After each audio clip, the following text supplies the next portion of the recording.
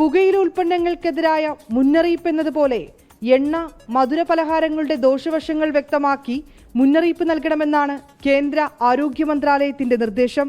ലഘുഭക്ഷണങ്ങളിൽ അടങ്ങിയിരിക്കുന്ന പഞ്ചസാര, എണ്ണ, ഫാറ്റ് എന്നിവയുടെ വിവരങ്ങൾ പ്രത്യേകം ശ്രദ്ധിക്കുന്ന തരത്തിൽ പോസ്റ്ററിൽ നൽകണം.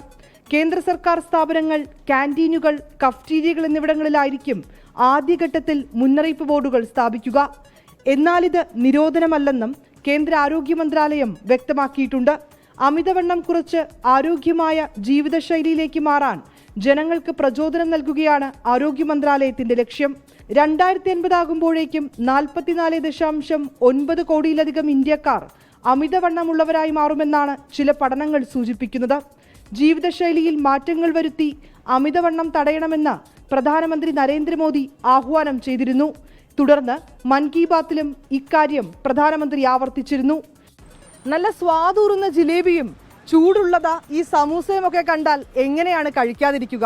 എന്നാൽ പൂർണ്ണമായും ഉപേക്ഷിക്കണമെന്നല്ല, കഴിക്കുന്നതിൽ നിയന്ത്രണം വേണമെന്നാണ് കേന്ദ്ര ആരോഗ്യ മന്ത്രാലയത്തിന്റെ നിർദ്ദേശം നമ്മെ ഓർമ്മിപ്പിക്കുന്നത്.